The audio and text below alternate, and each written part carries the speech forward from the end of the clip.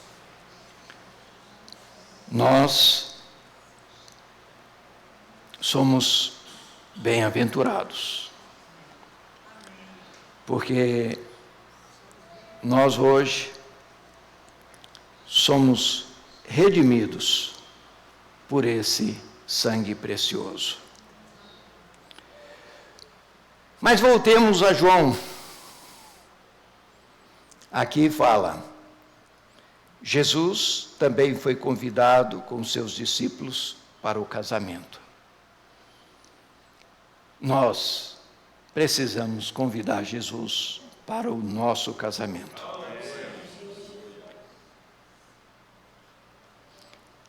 No versículo 3 fala, tendo acabado o vinho, a mãe de Jesus lhe disse, eles não têm mais vinho.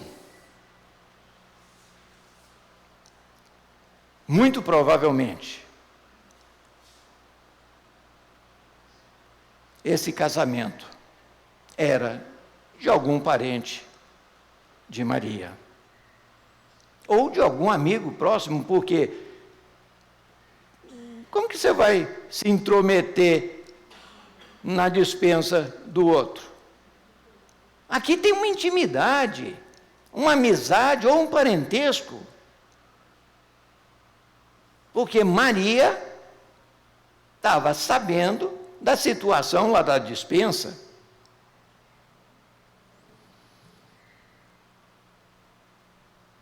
Mas Jesus lhe disse, mulher, que tenho eu contigo? Ainda não é chegada a minha hora. Interessante, essa expressão mulher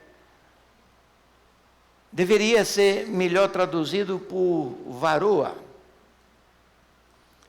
E a mesma expressão que quando Adão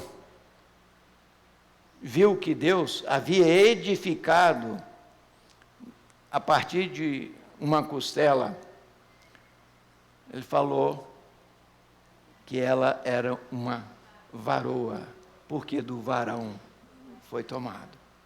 Então, aqui soa meio estranho essa palavra mulher, o que tenho eu contigo? Ainda não é chegada a minha hora.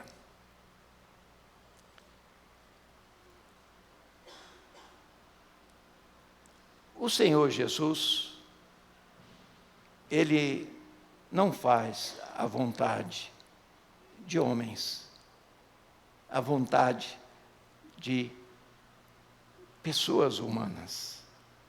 Ele fala, ele declara que ele veio fazer a vontade do Pai. Não é da mãe, é a vontade do Pai. Mas aqui Maria faz algo extraordinário. Então ela falou aos serventes, fazei tudo o que ele vos disser. Isso que nós precisamos falar para as pessoas.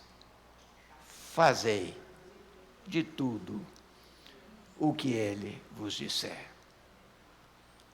Nós só conhecemos a Deus quando conhecemos a palavra dele. Precisamos ouvir. Não com um conhecimento intelectual, mas conhecer o que está no coração dele.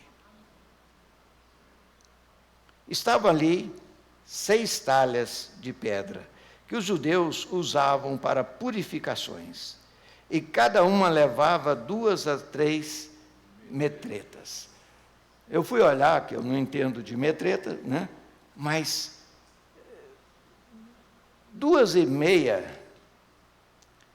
metretas dá 100 litros. Não é pouco, não é pouca coisa, não. Foi uma festa e tanto.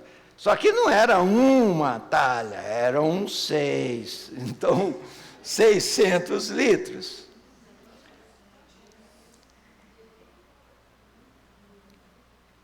Foi um festão. estavam ali, né? Que era essas talhas, esses potes?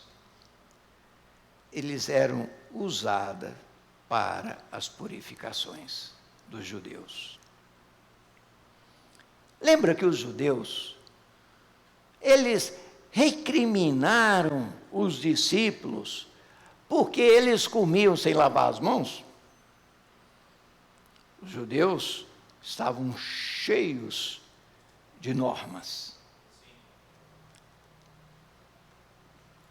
Aqui,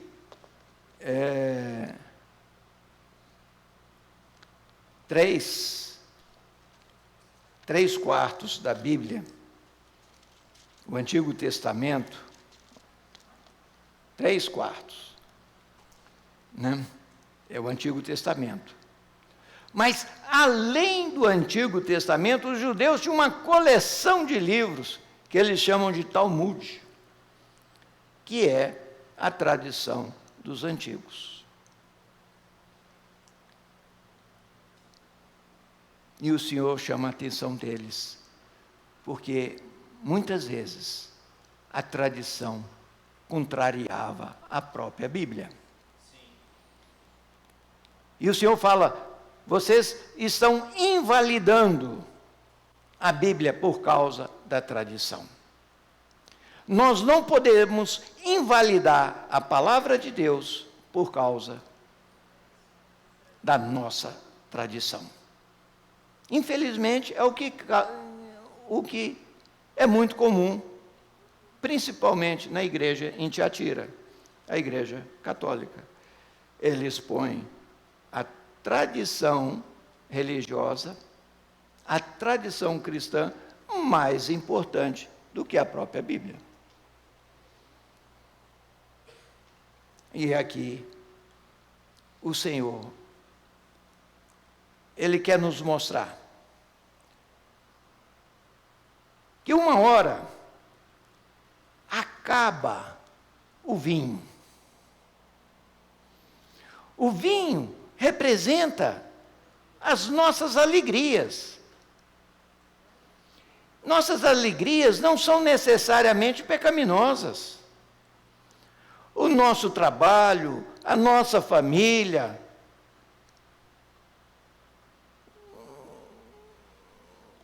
fazer um passeio com a família, isso não é necessariamente pecaminoso. Mas você colocar o seu coração nisso é problema. É por isso que a palavra fala: não vos embriagueis com vinho, ali é a dissolução.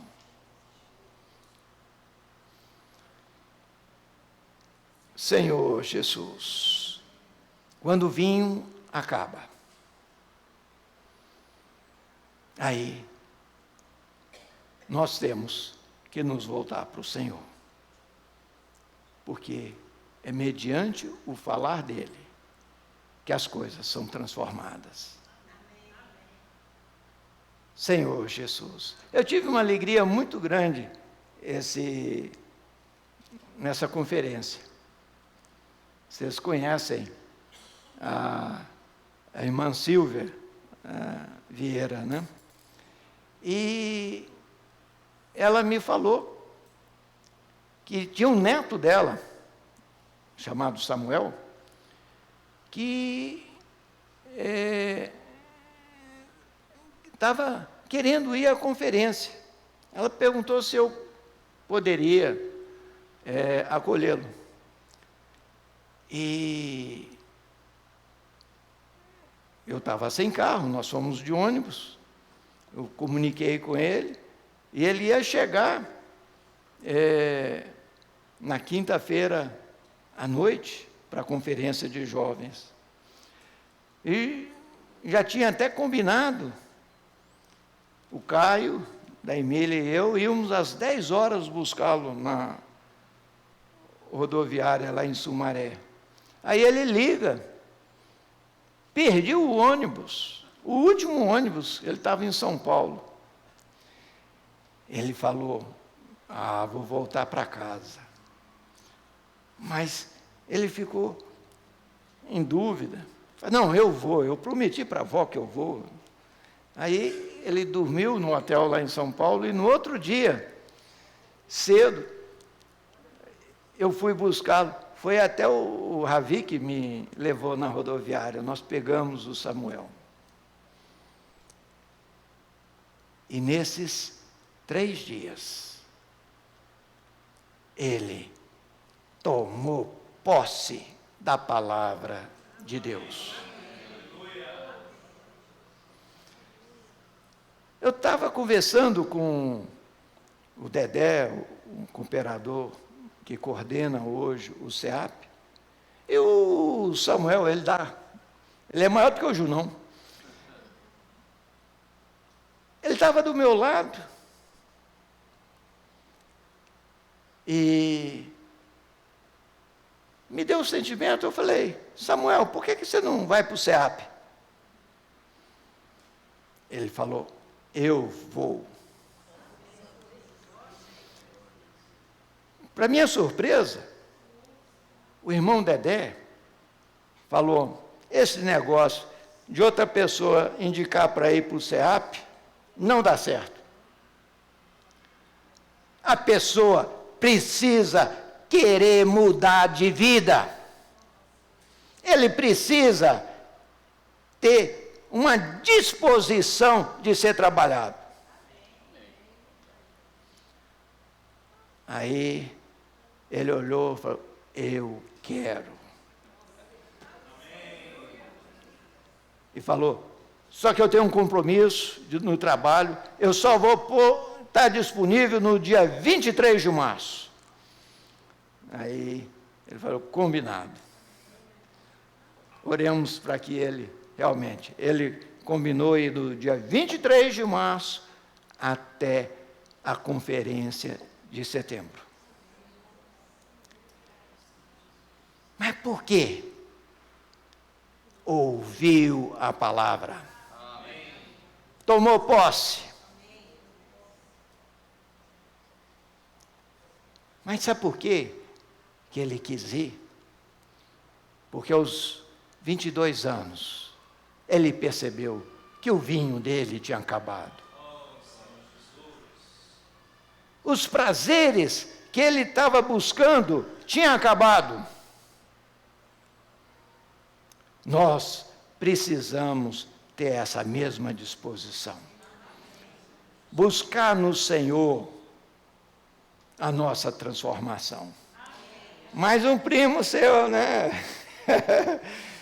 Os Vieira estão chegando. Né? Aleluia. Os Vieira Coutinho, né? Senhor Jesus. Mas nós temos que ter essa disposição de fazer o que Maria ordenou aos serventes. O que ela falou? Sim, fazei tudo o que ele vos disser. Nós temos que estar atentos ao que o Senhor fala. E não é porque os outros nos convidaram. Nós temos que ter essa disposição. Sim, eu quero. Senhor Jesus. O milagre, irmão, depende de crer e obedecer. Que hora que esse vinho foi transformado em água? Eles pegaram a água, jogaram, né, nas vasilhas. Foi a hora que os servos obedeceram a ele. E quando eles viram, já não era mais água, era vinho. E antes de distribuir a todos, eles levaram para o mestre-sala. foi quando ele fez aquela reclamação para o noivo. Que é isso? Vocês deixam o melhor vinho por último? Porque ele não sabia. As pessoas não sabem, muitas vezes, o que acontece no nosso viver. Mas às vezes eles chegam e falam: você está diferente. Você não é mais o mesmo fulano ou a mesma fulana. É porque eles não sabem que o Senhor transformou a água em vinho. O Senhor transformou o nosso viver. Senhor Jesus. Por último, eu gostaria de ler 1 Coríntios,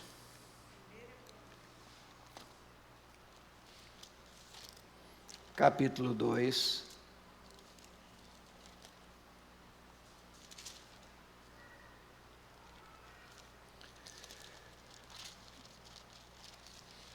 dois versículos, o 2, 14. Ora, 2,14.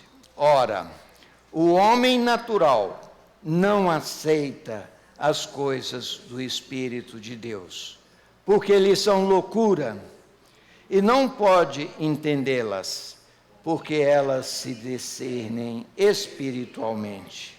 E o 15.